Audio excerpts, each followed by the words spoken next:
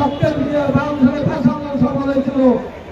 আর সেই ভাষা আন্দোলনের পথ ধরে 1962, 1969, 1970 একাত্তর মহান স্বাধীনতা যুদ্ধের মাধ্যমে আমরা দেশ অর্জন করেছি। এই শহীদরা যেন কোনোভাবে রক্তাক্ত না হয়। বলুন, তারা এখানে আসে, তারা এসে বলে যাক, তাদের কথা শুনে যাক, যে বলো ঠিক আছে আমরা আরো মানুষের মধ্যে সমাধান করবো। এদেরকে দেশ ছেড়ে এদেরকে চলে যেতে দিবেন, এটাকে চলে যাবেন, এটা পালিয়ে যাবেন। এই দেশের সন্তান, এরা মাটির মানুষের সন্তান, এরা একেবারে তৃণমূলের সন্তানেরা। এদেরকে ভয় দেখাবেন না, এদের উপর নির্যাতন করবেন না। আজকে 16 দিন অমানবিক কষ্ট সহ্য করে তাদের জীবন জীবিকার জন্য ফিরে আসেন। মুক্তিযোদ্ধা সৃষ্টি করে লক্ষ লক্ষ লাখ কোটি কোটি টাকা মুক্তিটা নিয়ে গিয়েছেন। ওইগুলো বাতিল করেন, ওই অর্থ ফেরত দেবেন, আর আমাদের ভাইদের সামান্য চাহিদা পূরণ করবেন।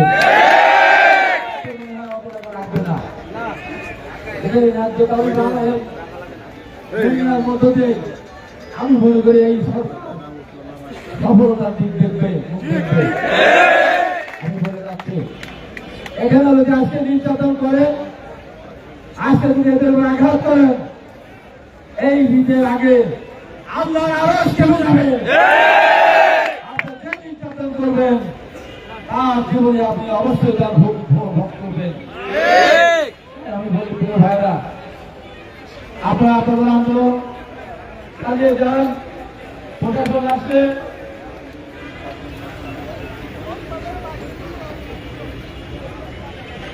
এনারা বলেছেন, এনাদের যে দাবিগুলি আছে আপনার আলোচনা হয়েছে, আপনারা লিখিত দিয়ে দেন, ঠিক চলে যাবে।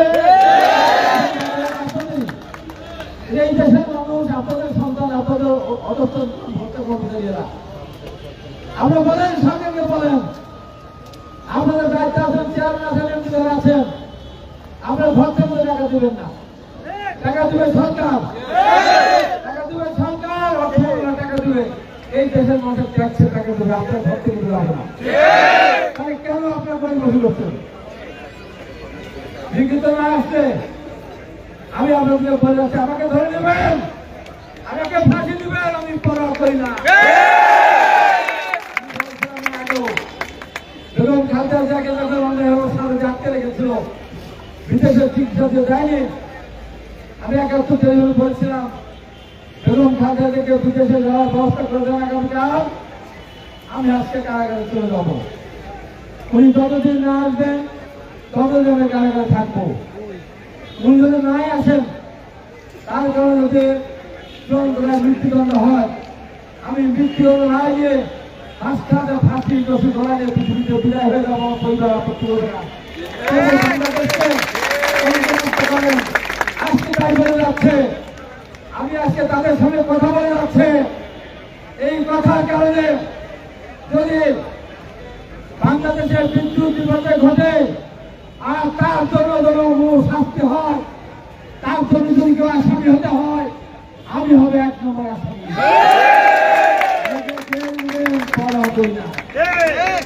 ওই বেঞ্জি আমাকে বলেছিল নিউজ 24-এ, ইন্টারভিউতে, আমি যখন বলেছিলাম কাজকে ধরে নিয়ে এসে আমাদের একটা ধরে রাখা হতো ডিবি অফিসে, 16/18 এরকম রুম, 30-32 জন সাবেক বীজ থেকে শুরু করে চিন্তাকারী, আমাদের মোহাম্মদ শাহজাহান, শামসুজ্জামান, দুটো ভাই, আমাদের আমি লিঙ্কন, বেলাল, স্বামী, মনির, আমাদেরকে রাখা হয়েছিল ওই ঘরে। তখন ইমরুল কায়েস নামে একটা ছেলেকে ধরলেন নড়াইল থেকে, একজন লোকে তুলছিলাম, তাকে টাকার জন্য তাকে ধরে মারত, ও রাজি হয় নাই। পরে আমার ইমাম শেষে চলে গিয়েছিলাম। তারপর আমি কাশিমপুর কারাগার থেকে শুনলাম যে ওকে হত্যা করা বুড়া নিহত হয়েছে। কোথায় ওকে আমি রেখে আসলাম ডিবি অফিসে, কোথায় গুলি পেলো, কোথায় পিস্তল পেলো, কোথায় বোমা পেলো, এই যে আমার ডান পাশে বসা র্যাবের ডিজি স্মরণ ঘটনা তদন্তের ব্যক্তিগত কমিশনার আমাকে বললো, আপনি যদি এই কথা প্রমাণ করতে না পারেন আপনার পরিস্থিতি হবে অত্যন্ত ভয়ানক। আমি সেটি আমার ডান পাশে বসা ছিল এই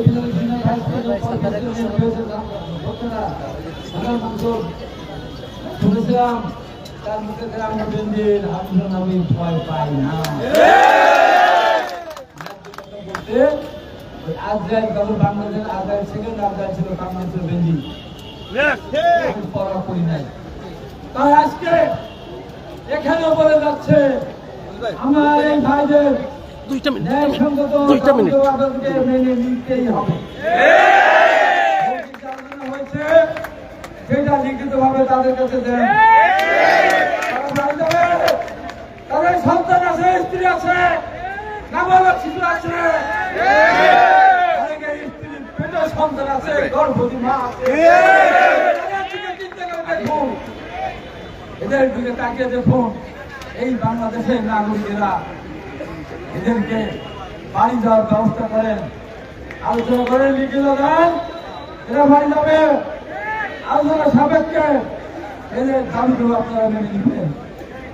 কত দূরের দাবি হয়তো আপনারা মানতে হয়। এত কর্মচারী এবং এরা সবচেয়ে সেন্সিটিভ জায়গায় আসলে কয়েকদিন হয়তো তাহলে দাম বেড়ে যাবে, যার মন থাকে সেখান থেকে কিন্তু 2 দিন চলতে পারবে। কিন্তু বিদ্যুৎ যদি 2 দিন বন্ধ হয়, কোটি কোটি টাকা এই মাংস ফিরে রাখবেন।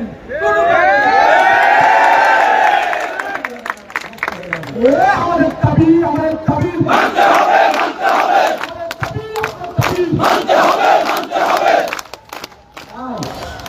আমি আমার বক্তব্য না বাড়িয়ে আমার ভাইদের পক্ষে এই কথা বলে আমি রাস্তায় যাবো। আমার রাস্তায় সব লোকগুলো বসে আছে, আমি টেলিফোন আমার খোলা থাকবে, অনেক কথা বলবে, আপনারা কথা বলবেন। যেগুলো পরিস্থিতি হলে দরকার হলে আমি আবার গাড়ি ব্যাক করবো।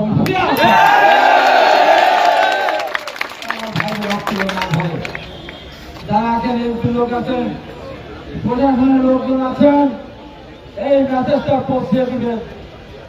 এই জীবনে কোনদিন ভয় পায় নাই, মুক্তিযুদ্ধে গিয়েছি, জীবনকে বাজি রেখে আন্দোলন সংগ্রাম করেছি, তাকে তোলা পিষ্ট হচ্ছে, পুলিশের মার থেকে হাসপাতালে নিচে রিমান্ডে গিয়েছে, অন্যায় সে মাথা নত করি সেখান থেকে হাজির হয়েছে। এক কথা মহান আল্লাহ তাআলা ছাড়া আমি কাউকে হিসাব করে পরোয়া করি না।